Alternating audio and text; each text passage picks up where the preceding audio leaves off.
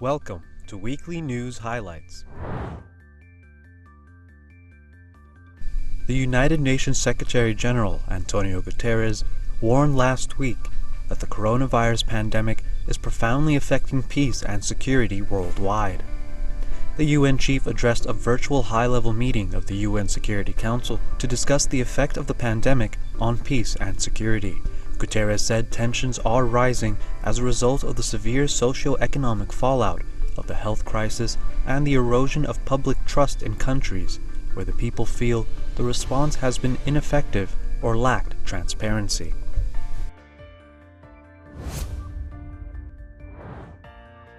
With the spread of COVID-19 news everywhere, experts say it is normal to fear and feel anxious of the proliferation of this pandemic globally. However, with some simple steps, people and care providers can help children on how to deal with tension during this crisis. More in the following with Hadil Fahed. The corona crisis has touched all age brackets, raising questions on the psychological health of children in the difficult stage and the next period. The psychological specialist is the one who can tell us about the best approach to relation coronavirus to the children. They are feeling, most of them, they will become very anxious, stressed about the situation because they see also the environment around them, their parents, their family, they are also stressed. And also the routines of their life are changed completely. So there is no school, there is no meetings, family meetings, they cannot go out, see their friends. So all these things make them feel in stress. The damage of COVID-19 universally is not limited to the physical impacts. It also affects the psychology due to the wrong conduct and actions of many people in dealing with the pandemic. The adults may cause panic and fear to the children, assuming that the virus is a monster that could devour the world. You have to teach them the measures that they have to take, but you have not to be very exaggerating over that, because this will increase their anxiety. So what you can do is you can try to have habits, introduce new routines in their lives, because as I said, routines make children feel more safe.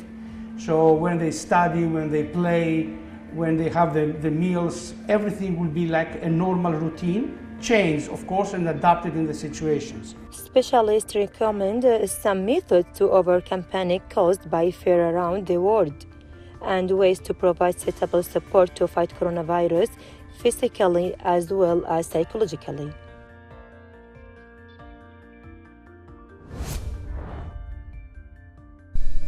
Lebanon's finance minister, Ghazi Wezni, said that talks with the International Monetary Fund, or the IMF, are on hold, pending the start of economic reforms and agreements on the Lebanese side on a common approach for calculating losses. Lebanon began talks with the IMF in May, hoping to secure aid to tackle a financial crisis, considered the largest threat to the country since its 1975 to 1990 civil war. But the process got bogged down by a row over the scale of the financial losses that has embroiled the government, the central bank, commercial banks, and members of parliaments from Lebanon's main political parties.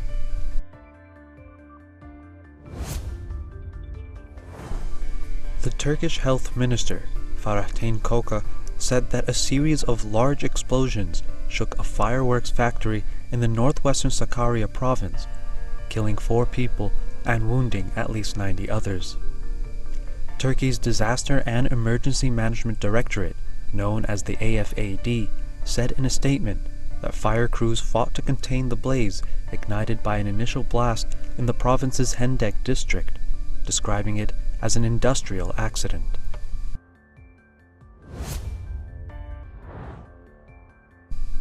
The British Prime Minister Boris Johnson said that he was more optimistic than European officials that a post-Brexit trading deal could be struck, but said that Britain could leave the bloc without a comprehensive agreement if needed.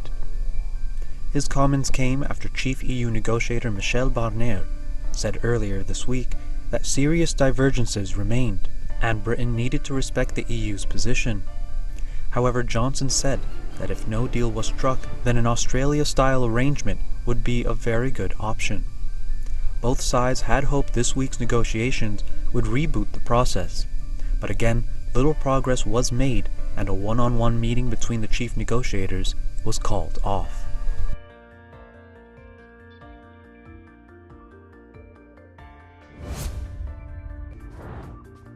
The 4th of July marks the Independence Day in the United States of America. However, due to the COVID-19 pandemic, the American Embassy in Kuwait did not celebrate the holiday this year. Meanwhile, the American ambassador to Kuwait, Her Excellency Alina Romanowski, sent a message to American citizens to observe this special occasion. More details with Hadil Fahed.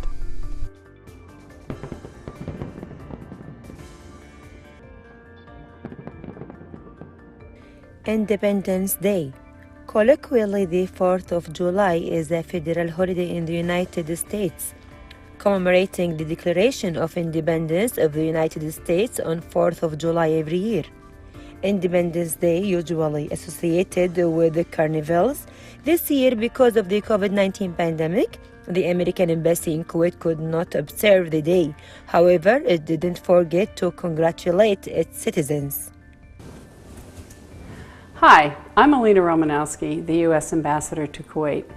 I want to wish all Americans in Kuwait a very happy 4th of July. I also want to share this special holiday with our Kuwaiti friends in Kuwait and the United States. 244 years ago, our founders gathered in Philadelphia.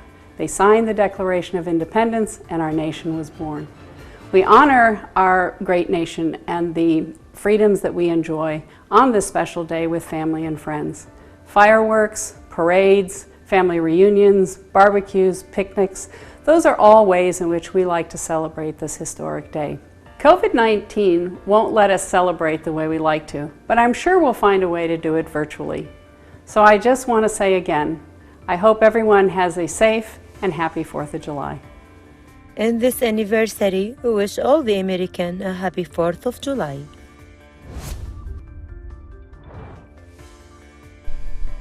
The World Health Organization, or the WHO, said last week that it was discontinuing its trials of the malaria drug hydroxychloroquine and combination of an HIV drug in hospitalized patients with COVID-19 after they failed to reduce mortality. The UN agency said that the decision taken on the recommendation of the trial's International Steering Committee does not affect other studies where the drugs are used for non-hospitalized patients or as a preventative treatment, also known as a prophylaxis.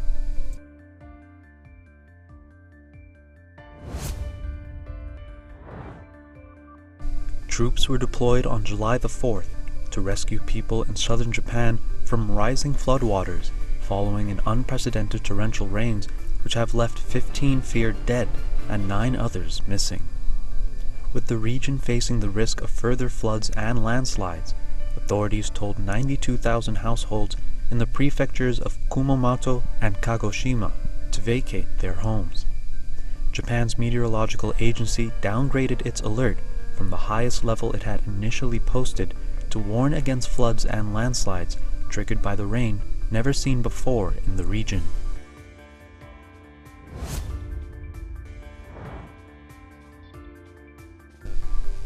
Tokyo Governor Yuriko Koike was re-elected for a second term to lead the Japanese capital, despite a recent surge of coronavirus infections that has sparked concerns of a second wave.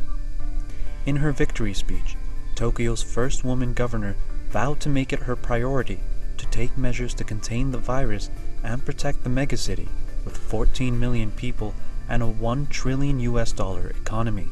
Japanese national broadcaster NHK said its exit polls showed that 74% of respondents supported Koike, with 63% saying they approved of her handling of the health crisis.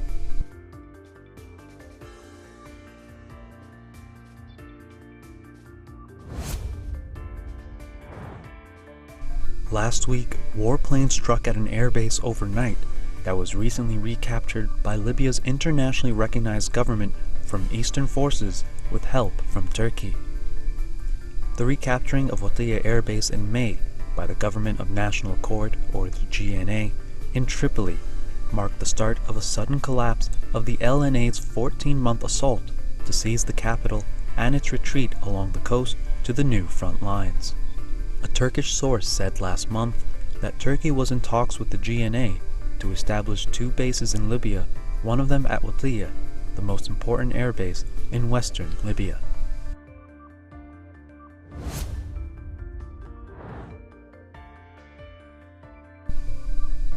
Russian President Vladimir Putin said last Sunday the constitutional amendments approved in a nationwide vote created the conditions for Russia's progressive development for decades to come.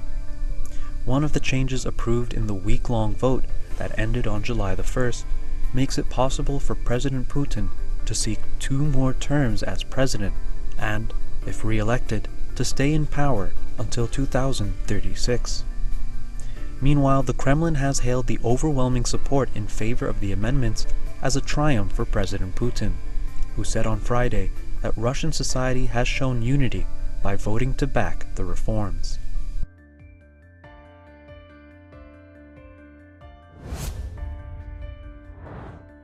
In the Kingdom of Saudi Arabia, the Center for Disease Prevention and Control issued the coronavirus-related safety protocols and restrictions to be imposed during the upcoming Hajj pilgrimage season. Saudi Arabia decided in June to limit the number of domestic pilgrims attending the Hajj to around 1,000 to prevent the spread of the novel coronavirus after barring Muslims abroad from the rite for the first year in modern times. More in the following with Yusuf Selim. The Kingdom of Saudi Arabia announced health protocols to prevent the spread of the new coronavirus in the 2020 Hajj season, banning gatherings and meetings between pilgrims.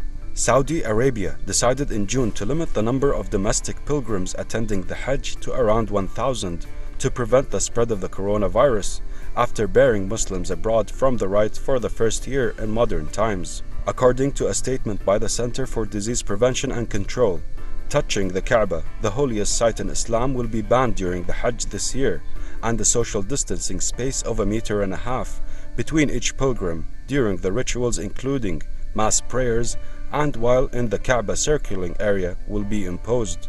Meanwhile, access to the holy Hajj sites at Muna, Muzdalifah and Arafat will be limited to those with Hajj permits, starting Sunday, July 19th till August the 2nd of 2020. And wearing masks all the time will be mandatory for both pilgrims and organizers. According to the protocols, pilgrims should not share personal tools and equipment such as protective equipment, communication devices, clothing, shaving products or towels. Instructions included determining the number of people allowed to use elevators to ensure that the recommended social distancing is maintained while distributing hand sanitizers. During congregational prayers, pilgrims must wear face masks, keep a safe distance, and adhere to all protocols for mosques.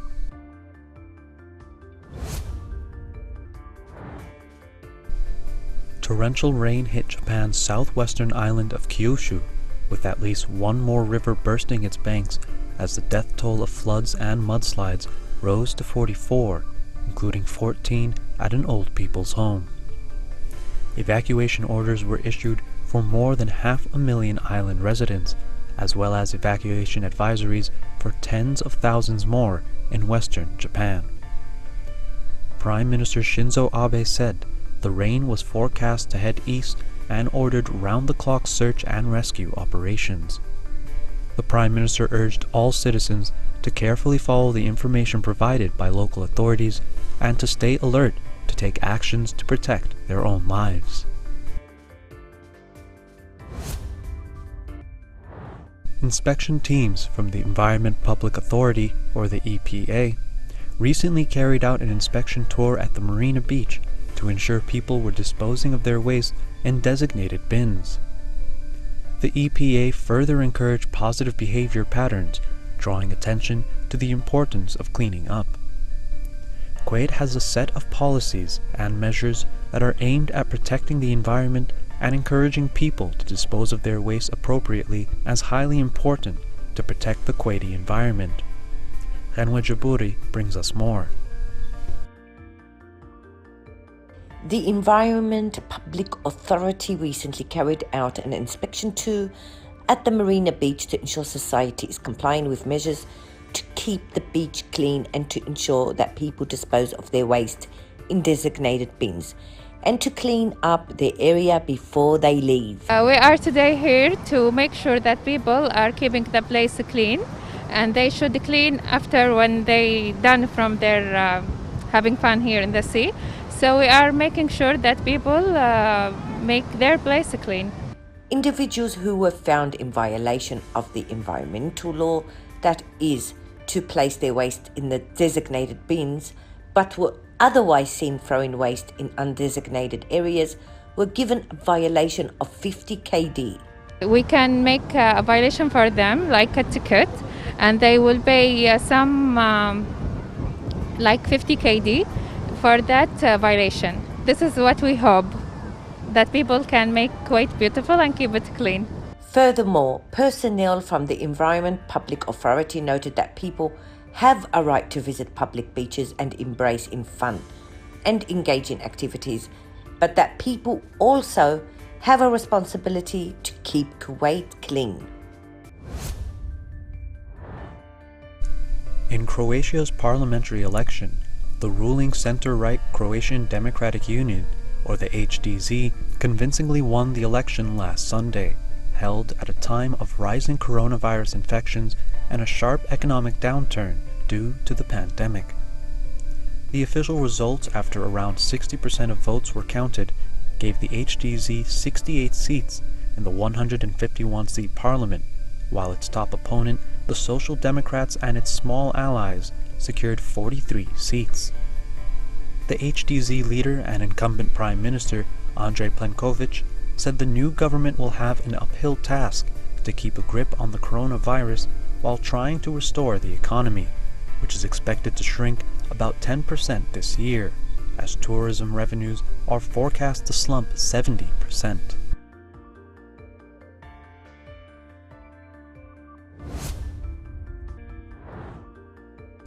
Kuwait International Airport recently announced that it will resume operations on the 1st of August under a number of strict measures and guidelines according to the Directorate General of Civil Aviation instructions. Advisor to the President of the Directorate General, Deputy Head of the Performance Monitoring Team at Terminal 4, Al-Aziz Al-Dayain, spoke about the measures to protect incoming and outgoing passengers. More on the following with Ghanwa Jabouri. Protecting the health and safety of passengers and crew members and airport staff at Kuwait International Airport is the main priority of the civil aviation. In light of the COVID-19 pandemic and to ensure everyone's safety, the civil aviation have implemented an elaborate plan that will be observed at Kuwait International Airport as it receives incoming passengers on the 1st of August. The first thing I'd like to thank Kuwait TV to give us this opportunity to advise all our passengers traveling and coming back to Kuwait what are the requirements and the precautions that they need to be when they're on the terminals, in and out, going out through the terminals and to the parking lots, and when they are preparing for the traveling. First thing that I would like to say that all passengers should have their documents checked with the PCR requirements as per the countries that they're going to travel to. And while they're coming back, they definitely need a PCR proof of document that will be provided by the agencies or by the local authorities there in the countries that they're going to travel and coming back to Kuwait for. And also the part of the requirements that they need in the terminals is like taking special precautions and avoiding gathering. Kuwait International Airport witnessed its closure to all commercial flights in response to the virus outbreak in a bid to curb the spread of COVID-19 on the 14th of March. However, flights have resumed since mid-June, but only for departing passengers. The 1st of August will witness the arrival of passengers, though passengers have to abide by a variety of guidelines such as physical distancing and passengers should cover their mouth and nose with a protective mask and carry on them a PCR certificate, to name just a few. We will be having all passengers with the requirements like having the masks on and having their special sanitizers with them to avoid any usage of any other items that they're not supposed to use it on board of the aircraft, or neither avoiding to take something from the other people that they're not supposed to, and having the social distancing in between all of them.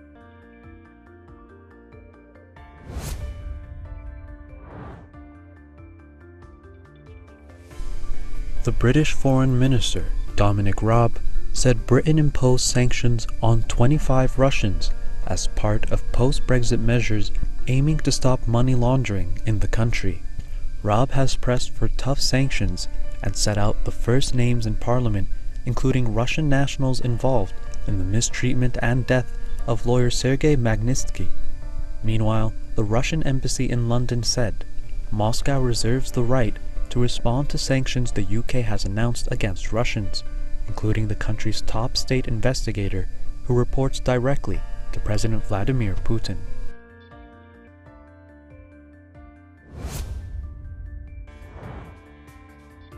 According to the Turkish Coast Guard Authority, police detained 276 migrants on a cargo ship docked on the Aegean coast, also capturing 8 people trying to smuggle them out of the country. The Coast Guard statement said the Turkish-flagged ship's activities have been monitored for a long time, and migrants were seen boarding the vessel in western Turkey's Izmir province. It also said an operation was subsequently launched with 5 Coast Guard vessels and police teams to apprehend those involved. At the end of February, Turkey said it would no longer try to stop people crossing the border into Europe, and tens of thousands of migrants subsequently tried to cross into Greece via land and sea borders. In cricket, a slimmed-down Dom Sibley will open the batting for England in the first test against West Indies this week, and says the return of international sport after the coronavirus crisis will be something that he and his teammates will embrace. Sibley, nicknamed the Fridge by colleagues, has lost 12 kilograms since experiencing a wake-up call while in Sri Lanka earlier this year for the series that was aborted in March due to the COVID-19 pandemic. The 24-year-old is averaging 40 in 6 tests since making his debut against New Zealand in November, and is hoping to get stuck into the West Indies bowlers as he tries to nail down his spot at the top of the problematic England upper order.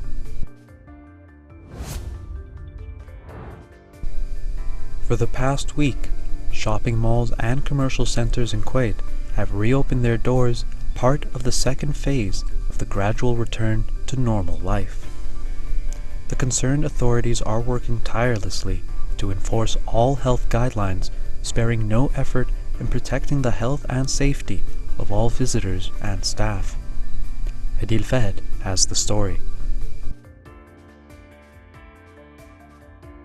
With the efforts made by all government institutions and the private sector, and with the cooperation of citizens and residents, Kuwait started the second stage of the return to normalcy in light of the COVID-19 pandemic. Among the most important of the second stage is the reopening of the complexes with the preventive measures.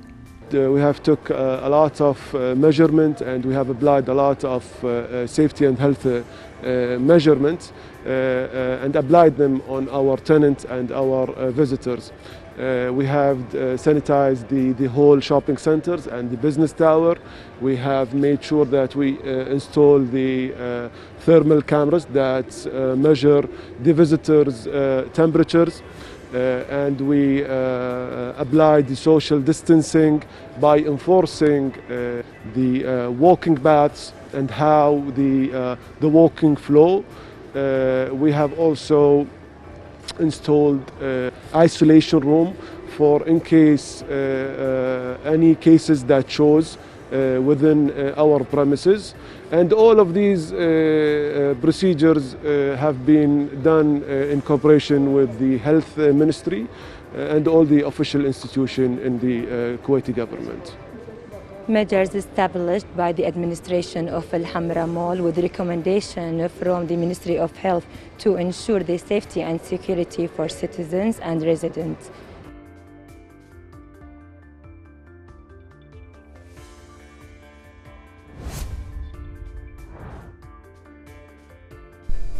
The United States administration has notified the United Nations that it is formally withdrawing from the World Health Organization.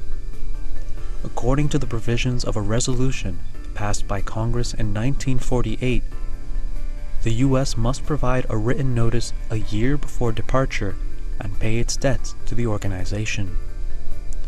President Trump previously threatened to permanently halt U.S. funding to the WHO and reconsider the country's membership in the UN body if it does not commit to major substantive improvements within the next 30 days. The president also announced that his country would stop funding the organization because of what he described as severe mismanagement and coverage of COVID-19 spread. Russia and China cast vetoes to block the UN Security Council from extending its approval of aid deliveries to Syria from Turkey for a year, despite UN warnings that the lives of Syrian civilians depend on the cross-border access. The more than 6-year-long operation is currently authorized up until July the 10th, so another draft resolution could still be put forward. The remaining 13 members of the Council voted in favor of the draft resolution. Diplomats said Syrian allies Russia and China only want to approve one Turkish crossing for aid access for 6 months. The South Sudanese mediation team announced that a comprehensive peace agreement has been reached between the warring parties and that it will be signed within a week in the South Sudanese capital of Juba. Head of the South Sudanese mediation team, Tut Galwak, said in a press statement that the agreement is ready to be signed, adding that delegations from the Sudanese government and the armed rebel movements met to resolve issues related to the country's legislative council. He stated that he was returning to South Sudan so that the office of the South Sudanese President Salva Kiir can start inviting dignitaries to attend the Sudanese peace agreement signing ceremony in Juba.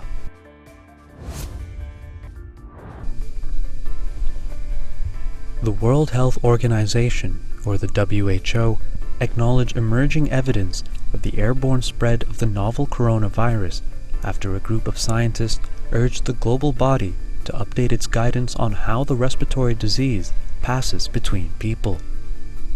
Speaking at a briefing in Geneva, the WHO Technical Lead for Infection Prevention and Control, Benedetta Al-Garanzi, said there was evidence emerging of airborne transmission of the virus, but that it was not definitive.